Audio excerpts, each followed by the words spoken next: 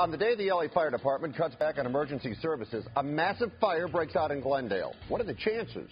We talked with Councilman Bernard Parks about the cutbacks. Now, he said he'd fly that flag until his son came home from Iraq. His neighbors think he's being disrespectful. We'll fill you in. You decide who's right. Coffee, tea, or me? Bikini girl serving up a hot cup of coffee in Torrance. Who wants some? The filter grinds on right now. Our contributors tonight, radio talk show host and attorney LeoTerrell, and actress and social activist Melissa Rivers. Leo, I'm going to start with you. Do you think the United Firefighters are using scare tactics to advance their agenda? No, Fred. You never cut public safety. Bernard Parks is not a friend to the police or firefighters.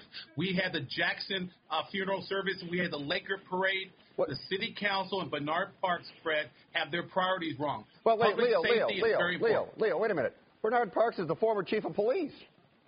Fred, Bernard Parks was not liked by the rank and file. Bernard Parks is no longer chief of police. Remember the history. So Bernard Parks is the wrong man to be in charge of public safety because of his departure from the LAPD. Now, I'll tell you something, Melissa. Echoing what Leo said, though, and I understand what Councilman Parks said, I personally want as many firemen and police on the street as possible. I agree 100% with you, Brett, and I agree 100% with Leo. How about that? Again, we're going to wait until there's a major disaster, so we're cutting back. And what happens when the Santa Anas start blowing? And we go into our fire season. We're having a tremendously hot summer. So, obviously, Councilman Parks doesn't seem to have a lot of foresight. We're also talking about the same council that's approving, again, the Laker Parade and the Jackson funeral. You know what? I would rather not have the Jackson funeral and the Laker Parade and know that when I dial 911, God forbid, I've only had to do it twice in my entire life, and once when my father was having a massive heart attack that led to quadruple bypass, that they come on time. Reading about this today, when you hear, when the 911 operator is saying things like, do you think you really need someone? Well, if I didn't think I needed someone, I would not be calling 911. And I could go on and on about that since I used to work on a television show called 911, and people do call for ridiculous reasons. We all know that. But this is not where we should be cutting. This is just absurd. All right, next topic, let's move on. Here we go. Whether you smoke or whether you don't, you know it's bad for you. Nobody can argue that fact. If you smoke, it's your choice. The government is going to make that choice less appealing. Now, photos on cigarette packages will include a mouth riddled with cancer, blackened lungs, a foot rotten with gangrene. Experts believe these visual warnings will have a bigger impact on smokers. There will also be new, sterner written warnings like smoking can kill you. President of the Smokers' Rights Group of Virginia Smokers calls the new law labels that attempt to denormalize and demonize smokers. Our contributors, Melissa, you think the new labels are a good idea?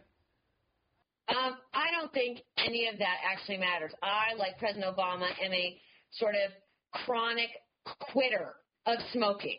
I'm proud to say I'm down to 3 a day, but I know it's bad for me. I don't feel like I'm demonized or any of that. So just get that out of the argument that there's, smokers' rights. Oh, please. We all know we're doing something terrible. Unfortunately, it's an addiction. Do I think the photos will help? Sure. Are they going to hurt? How can they hurt? So I don't have a problem with it. I do have a problem, though, that I don't really necessarily, if I'm not a smoker, when I look at these pictures of a pack is sitting on a table, I have more of a problem with it just being really way too graphic. They put wrappers on Playboy magazine in the airport so kids can't see it, but they'll show them a gangrene foot. Granted, it might work. I don't know. I am always in the process of quitting. I am a smoker who struggles with it all the time. And is it going to help? You know what? It might make me put down the pack, so I have absolutely no problem with it. Leah, what do you think? Should the government get involved here? Yes, Fred. I am a non-smoker. I've never smoked in my life. And Melissa, it's something called secondary smoke. Now, as a civil rights attorney, I respect your right to smoke. But I want as much information as possible to scare people, young people, from smoking. President Obama is not the role model here because he lies about quitting, not quitting, lying. He has a serious health problem himself about smoking. So, yes, I want to scare people, and, Fred, more importantly, young people. To see those graphic photographs will discourage people from smoking, especially at an early age. It's not cool to smoke. And one thing, the entertainment industry glamorized smoking. It's not glamorous. It's repulsive to me. All right, let's move on to our next Leo, topic. I totally agree with you in the Melissa, sense of I think we should put the labels up. I have no problem with it. All right, let's move on. All right, gang, let's move on now. Next topic. Graffiti's a problem. You may have seen it in your neighborhood. You may have seen it as you drive down the freeway. The simple reasons behind it, utter disregard for others' property or complete stupidity. Whether it's to mark someone's turf or make a statement, the graffiti has to be cleaned up, and that costs money. Orange County approved a plan today to make the parents of the culprits pay for the cleanup and repairs. It seems like a good idea, but do we really think the parents of those kids are going to have the money to pay? And, Leo, if they can't pay, then what happens? What's the best way to put an end to this? Fred, I don't know. And first of all, in my legal opinion, I think it's illegal. If we're going to make parents liable for graffiti, why don't we make parents liable for all the crimes kids commit? Robbery, breaking windows, trespassing. The law is illegal, in my opinion, because you cannot assume that just because the parents are the child or the parents of the kids should be held legally responsible for crimes that they did not commit. The law, in my opinion, is unconstitutional. I'll be the first one fighting that law. It's not fair to hold the parents responsible for all the acts of the kids. Yeah, but Leo, aren't parents responsible for minors? If there's an incident and the parents are insured and the minor commits the action, wouldn't the parents' insurance cover that? Yes, Fred, but where do you pick and choose which crimes the parents should be held responsible for? For example, if the kids commit a crime, like I said, robbery, burglary, should the parents be held responsible because they have insurance? There's called personal responsibility. And I'm not saying that parents aren't responsible for their kids, but when kids commit intentional acts unknowingly to the parents, I don't think it's fair to hold the parents responsible. If the parents know about it, Fred, then yes, let's hold the parents responsible. If they don't know, they shouldn't be held responsible. All right, so Melissa, Leo's talking about it from the legal perspective, but when you just talk about it overall, what do you think of Orange County's decision? I think it's too broad. I think we should look at something more along the 3 strikes line. I think it would also help parents. First of all, what's happening right now with parents not taking any responsibility for their kids? That's problem number 1. If a kid gets caught once and the parents find out about it, that's fine. Let him go. Let the kid be responsible. Get caught twice, you know what? Then the parent needs to take responsibility.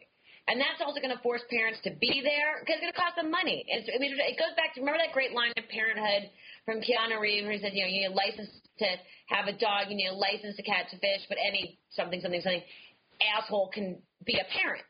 And again, that forces us to examine our responsibilities as parents. I think, the first time, the second time, there are certain circumstances where the parent, there are bad seeds. We've all seen the movie. Sure. Where you shouldn't have to be responsible. But at one point, and this is one of the problems with our society in general, what's happened to the family? Where are the parents taking responsibility and knowing what their kids are doing? And maybe this will get some parents to get a little bit more involved.